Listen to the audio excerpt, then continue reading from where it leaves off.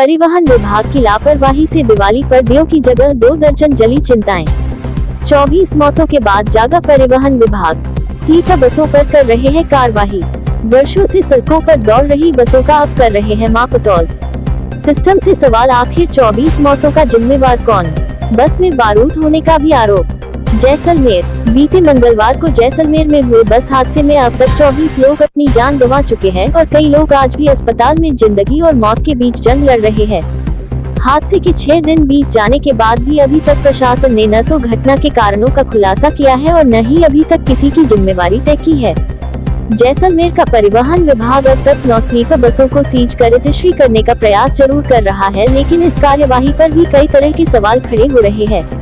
परिवहन विभाग बसों को सीज करके अब उसका मापतौल करने में जुटा है कि बस की लंबाई कितनी है, चौड़ाई कितनी है, ऊंचाई कितनी है व बसों के अंदर गैलरी की चौड़ाई कितनी है। अच्छी बात है, जांच होनी भी चाहिए, लेकिन बड़ा सवाल ये सभी जांचें कब होनी चाहिए?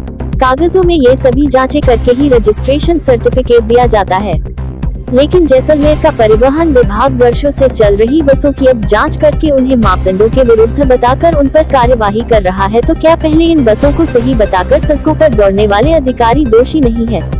क्या भ्रष्टाचार में डूबे इन अधिकारियों को बड़े हादसे के बाद ही ये पैमाने याद आते हैं? ये सभी सवाल जैसलमेर की जनता के साथ साथ वो नम आंखें भी पूछ रही है जिनके घरों के चिराग उस आग में बुझ गए। घटना के बाद चित्तौड़गढ़ के डीटीओ सहित 2 लोगों को सरकार ने निलंबित करके अपनी पीठ थपथपाकर बसों को अवैध बताकर उस पर कार्यवाहियां शुरू कर दी, लेकिन उन अधिकारियों पर कार्यवाही क्यों नहीं हो रही जिन्होंने इन हजारों अवैध बसों को सड़कों पर दौड़ाने की परमिशन दी है? भान पूरे कुएं में घुली है, लेकिन कार्यवाही सिर्फ एक पर ही हुई है। हमारी टीम ने बसों का मापतौल कर रहे आरटीओ इंस्पेक्टर से जब इस बारे में बात करने का प्रयास किया तो उनसे कुछ कहते नहीं बना।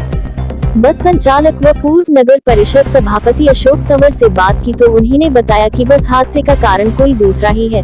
उन्होंने आरोप लगाते हुए कहा कि बस में भारी मात्रा में बारूद रखा हुआ था जिसके फटने से ये हादसा हुआ है, लेकिन परिवहन विभाग बस संचालकों व बस की बॉडी बनाने वालों पर कार्यवाही कर रही है, जो कि गलत है।